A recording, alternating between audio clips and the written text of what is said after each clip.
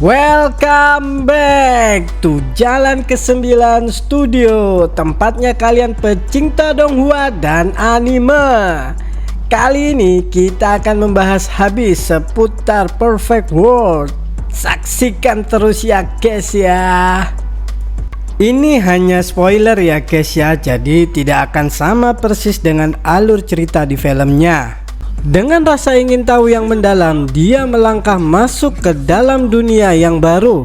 Langit dan bumi berubah menjadi tempat yang penuh dengan kehidupan, berbeda dengan medan perang yang dia tinggalkan. Ini adalah tempat yang penuh harapan, di mana alam semesta itu dipenuhi dengan tanaman hijau dan energi spiritual yang melimpah. Namun, saat dia menjelajahi tempat ini, tiba-tiba seekor burung kecil terbang dengan kecepatan luar biasa dan menghampirinya.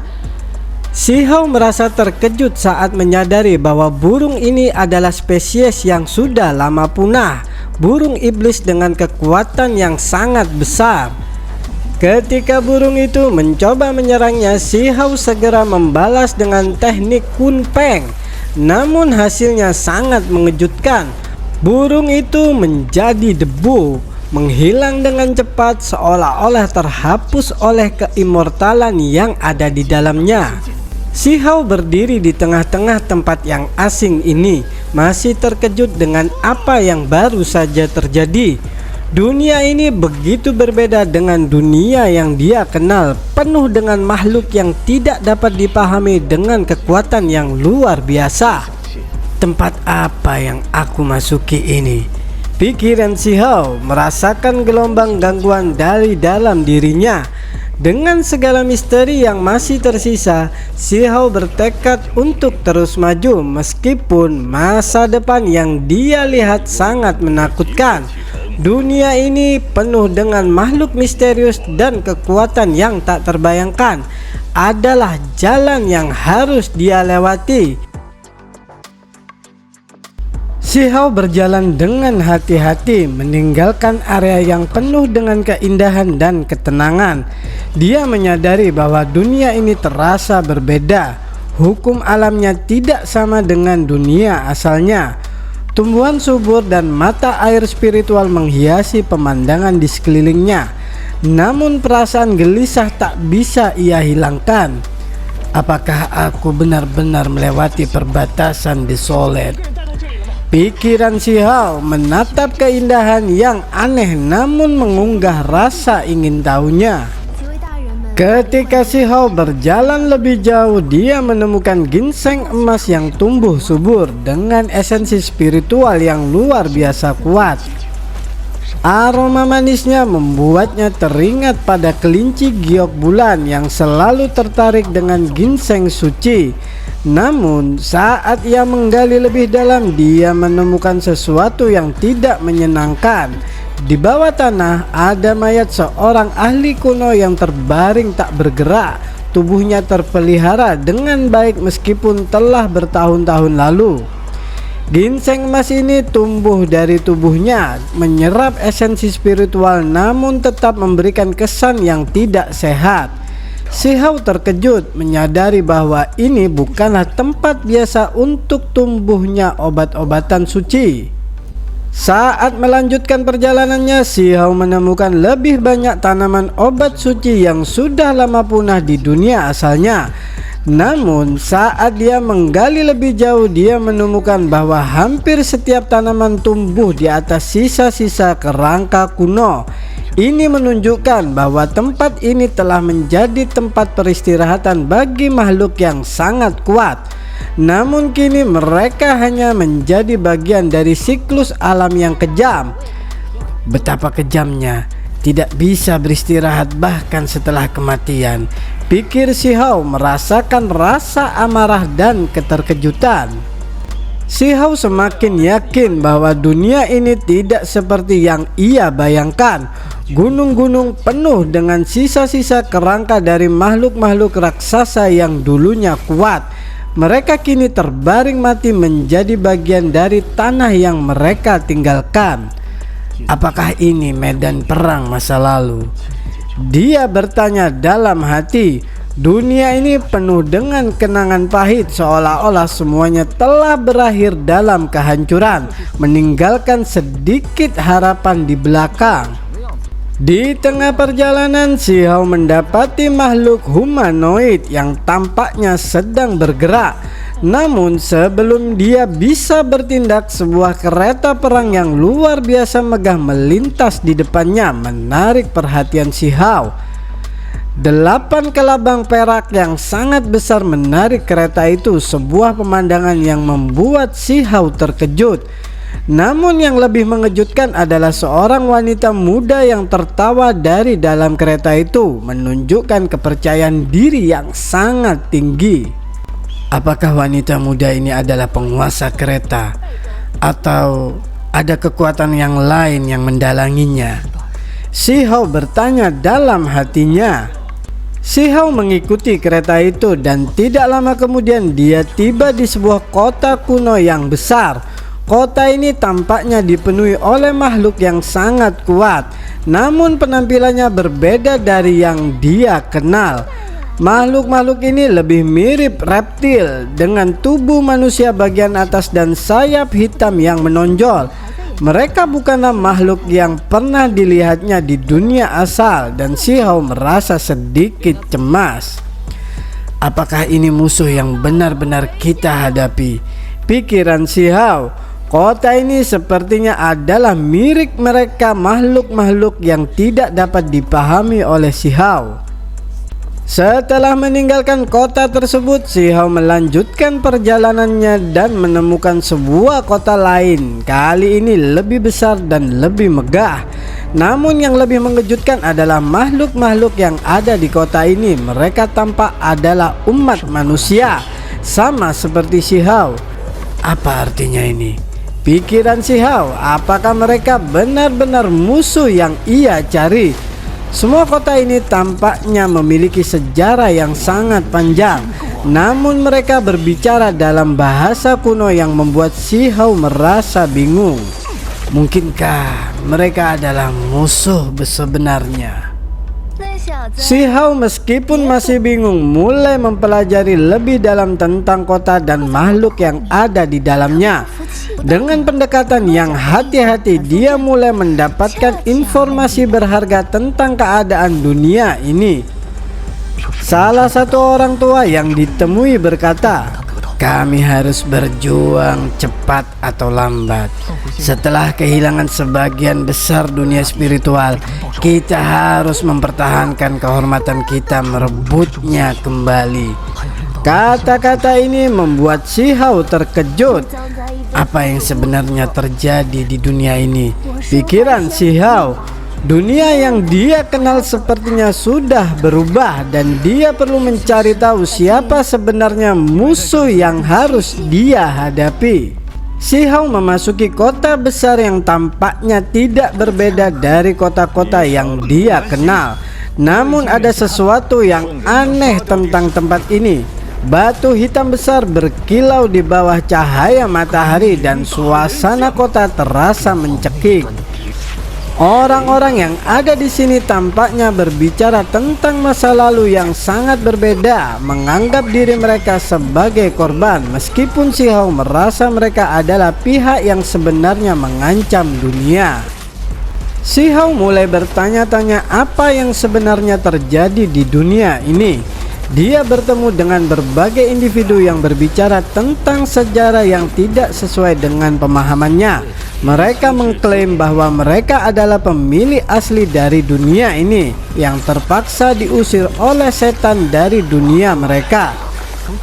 Namun Si Hao merasa ada yang salah dengan cerita ini, terutama karena mereka menyebut orang dari sisi lain perbatasan Desolate sebagai iblis.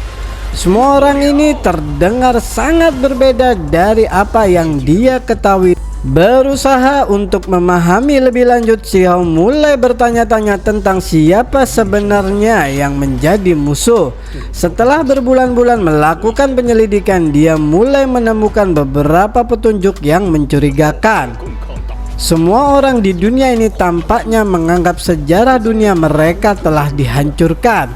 Namun Si Hao merasa ada sesuatu yang lebih besar yang disembunyikan. Dengan kegigihan yang luar biasa, dia terus menggali informasi, mencari kebenaran yang tersembunyi di balik legenda yang beredar. Setelah berbulan-bulan mencari, Si Hao akhirnya mendapatkan petunjuk penting yang membawanya ke Gunung Abadi. Gunung yang dikenal sebagai tempat penyimpanan banyak rahasia kuno yang dikabarkan bisa mengungkapkan kebenaran yang telah lama terlupakan. Begitu sampai di kaki gunung, dia merasakan tekanan luar biasa yang menekan tubuhnya. Ini bukan hanya gunung biasa, ini adalah tempat yang sangat kuat, penuh dengan aura misterius yang menantang siapa saja untuk mendekat. Di dinding Gunung Abadi, Si Hao menemukan beberapa diagram kuno yang menggambarkan makhluk-makhluk tak tertandingi yang telah lama punah. Namun saat dia mengamati dengan seksama, dia menyadari bahwa makhluk-makhluk ini mungkin masih hidup, atau setidaknya keberadaannya masih bisa memiliki pengaruh besar di dunia ini. Diagram tersebut menunjukkan makhluk-makhluk yang sangat kuat, makhluk yang tak tertandingi dalam kekuatan dan keabadian. Si Hao terkejut karena apa yang dia temukan di sini mengubah segalanya. Si Hao kini menyadari bahwa dunia yang dia hadapi lebih kompleks dan berbahaya dari yang dia bayangkan. Gunung Abadi yang semula hanya dikenal sebagai tempat legenda ternyata menyimpan rahasia yang begitu besar tentang makhluk-makhluk yang sangat kuat dan abadi. Meskipun dia telah mengumpulkan banyak petunjuk, kebenaran yang sebenarnya masih jauh dari jangkauannya. Dalam pencariannya untuk mengungkapkan kebenaran, Si Hao harus menghadapi kenyataan bahwa sejarah dunia ini mungkin telah dihancurkan dan masa depan yang menakutkan sedang menanti. Dengan tekad yang semakin kuat, dia melanjutkan perjalanannya, siap untuk mengungkapkan lebih banyak rahasia yang tersembunyi. Gunung Abadi menyambut Si Hao dengan pemandangan yang menakutkan. Tanpa rumput, bebatuan berwarna coklat kemerahan memancarkan aura gelap yang menekan siapapun yang mendekat. Meskipun terasa mencekik, Si Hao memanjat gunung ini dengan tekad yang bulat, berharap menemukan jawaban atas misteri yang mengelilinginya. Setiap ukiran di dinding batu semakin membuatnya merasa bahwa makhluk abadi yang disebut-sebut di sini mungkin tidak sebagaimana yang selama ini dia yakini. Saat mendaki lebih tinggi, Si Hao menemukan ukiran batu yang menggambarkan makhluk abadi sebagai penyelamat yang telah membunuh iblis dari dunia lain. Hal ini benar-benar mengguncang pemikirannya. Selama ini dia percaya bahwa makhluk abadi adalah musuh dari dunia asalnya. Namun kini dia menemukan bahwa mereka justru dipandang sebagai penyelamat oleh penduduk dunia ini. Setiap langkahnya semakin berat dan semakin dalam dia menyelami rahasia ini, semakin besar ketakutannya. Sesampainya di puncak gunung, Si Hao bertemu dengan sekelompok yang duduk beristirahat. Mereka semua adalah individu yang kuat, memupuk energi abadi untuk mencapai puncak ini.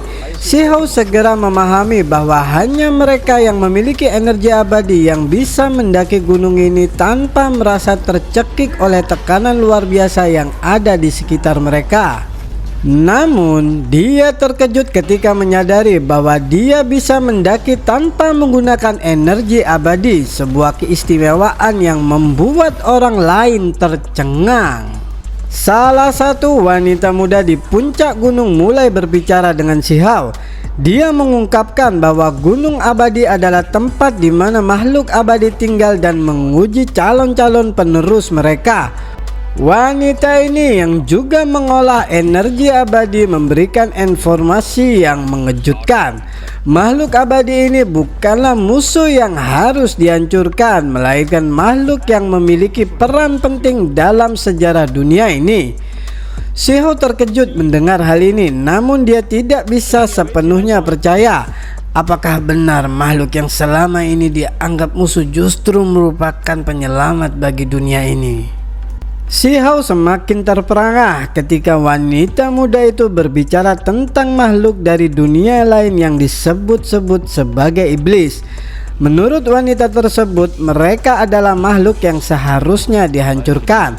Tetapi kenyataannya si Hao merasa bahwa mereka adalah bagian dari ras yang sama. Ada ketidakpastian besar tentang siapa yang benar-benar menjadi musuh di dunia ini. Si Hao merasa kebingungan, tetapi juga bertekad untuk menemukan kebenaran yang tersembunyi. Apakah mungkin makhluk abadi yang selama ini dipuja justru merupakan ancaman terbesar bagi dunia ini? Si Hao akhirnya menyadari bahwa dunia ini penuh dengan kebingungan dan ketidakpastian. Setelah berinteraksi dengan wanita muda itu, dia semakin yakin bahwa ada lebih banyak rahasia yang perlu dia ungkap. Namun jawaban yang dia cari mungkin tidak akan datang dengan mudah. Dunia ini ternyata tidak sesederhana yang dia bayangkan, dan kebenaran yang dia cari mungkin lebih gelap dan menakutkan daripada yang dia kira.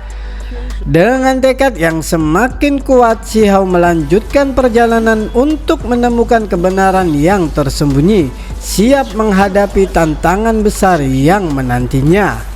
Wanita muda yang dia temui di puncak gunung tampaknya mampu merasakan perasaan dan niatnya yang tersembunyi. Dengan senyuman tajam, wanita itu bertanya apa yang membuat si Hao merasa begitu ragu. Si Hao menghela napas, tak bisa menjelaskan dengan jelas perasaan yang menghantui dirinya. Dia tahu bahwa kebenaran yang dia ciptakan dalam pikirannya mungkin berbeda dengan apa yang diterima oleh dunia ini. Dunia ini memiliki sejarahnya sendiri dan si Hao berjuang untuk memahami perbedaan tersebut. Wanita muda itu mencoba memberi nasihat, mengatakan bahwa pada tingkat mereka saat ini dengan 3 untai energi abadi, semua hal akan menjadi lebih jelas. Namun si Hao tidak bisa begitu saja menerima pandangan dunia ini yang begitu jauh dari apa yang dia pahami sebelumnya. Ketika dia berbicara tentang iblis dari dunia lain, wanita itu hanya tersenyum. Tampaknya tidak melihat apa yang menjadi masalah. Si Hao merasa semakin sulit untuk menjelaskan pandangannya tentang musuh besar yang sebenarnya berasal dari dunia yang berbeda. Si Hao akhirnya menceritakan sebuah cerita, berharap untuk menemukan jawaban atau setidaknya sedikit kenyamanan. Dia berbicara tentang teks kuno yang dia temukan yang mengungkapkan sebuah dunia yang hancur, sebuah era besar yang berakhir dengan kehancuran. Namun wanita itu tidak setuju dengan pandangannya, menganggap bahwa dunia ini telah menerima kebenaran yang ada tanpa keraguan. Si Hao semakin terperangah, merasakan ketegangan dalam pikirannya. Apakah benar dunia ini sedang disesatkan? Dan jika benar, siapa yang sebenar-benarnya bertanggung jawab atas kehancuran dunia ini? Wanita muda ini semakin mengungkapkan kemampuan luar biasa yang dia miliki dengan mind connection yang memungkinkannya merasakan emosi dan niat seseorang. Si Hao merasa terkejut mengetahui bahwa wanita ini begitu tajam hingga bisa merasakan niatnya yang tersembunyi. Mereka mulai berbicara lebih dalam, tetapi dalam hatinya si Hao merasa semakin bimbang tentang hubungan mereka yang mungkin akan berakhir di medan perang. Apakah wanita muda ini akan menjadi musuhku di masa depan? Perasaan tersebut semakin mengganggu si Hao, namun dia berusaha menenangkan dirinya. Perdebatan mereka terhenti saat seorang pemuda berlapis baja biru muncul. Pemuda ini yang jelas sangat kuat tampaknya tertarik pada percakapan antara si Hao dan wanita muda itu. Mereka sudah berkenalan sebelumnya dan sekarang pemuda itu ingin melanjutkan percakapan tentang dunia dan kebenaran yang dibicarakan oleh si Hao. Namun saat pemuda itu bertanya lebih lanjut, si Hao merasa bahwa dia mulai berada di bawah pengawasan. Dia ditantang untuk menjelaskan pandangannya tentang dunia lain dan makhluk-makhluk di sana. Tanpa disadari, pertarungan pun dimulai. Si Hao dan pemuda itu segera terlibat dalam pertarungan sengit. Meskipun tidak berlangsung lama, keduanya saling mengeluarkan kekuatan luar biasa. Namun pada akhirnya tekanan dari gunung tanpa kematian yang luar biasa membuat mereka berhenti sejenak. Si Hao merasa amarahnya meluap ketika pemuda itu menyebutnya keturunan iblis. Namun dia mencoba untuk menahan diri. Meski pemuda itu mengancam dengan niat membunuh, wanita muda itu segera campur tangan dan menghentikan pertarungan sebelum berlanjut. Setelah pertarungan, wanita muda itu dan pemuda lapis baja biru berbicara lebih lanjut. Wanita muda itu dengan lembut menasihati si Hao agar tidak terlalu fokus pada perbedaan pandangan. Namun dalam hati si Hao dia merasa ada sesuatu yang salah. Dunia yang dianggap benar mungkin telah dibalikkan dan makhluk abadi yang selama ini dianggap sebagai musuh bisa jadi merupakan penyelamat bagi dunia ini. Ketika wanita muda itu akhirnya mengajak si Hao untuk pergi bersama, dia merasakan keengganan tetapi juga keinginan untuk mencari lebih banyak kebenaran. Si Hao akhirnya memutuskan untuk meninggalkan gunung tanpa kematian. Namun sebelum dia pergi, dia merenung tentang apa yang telah terjadi. Dunia ini semakin kompleks dan dia semakin bingung tentang siapa yang benar-benar menjadi musuh. Ketegangan dalam hatinya semakin meningkat dan perasaan bahwa dunia ini mungkin dipenuhi dengan kebohongan yang mengerikan semakin mengganggu pikirannya. Dengan langkah yang mantap, si Hao memutuskan untuk mencari jalan kembali ke dunianya sendiri. Meskipun dia tahu bahwa perjalanan ini baru saja dimulai. Saksikan terus episode-episode menarik berikutnya hanya di Jalan ke-9 Studio, tempatnya kalian pecinta donghua dan animasi. Like dan notifikasinya, terima kasih.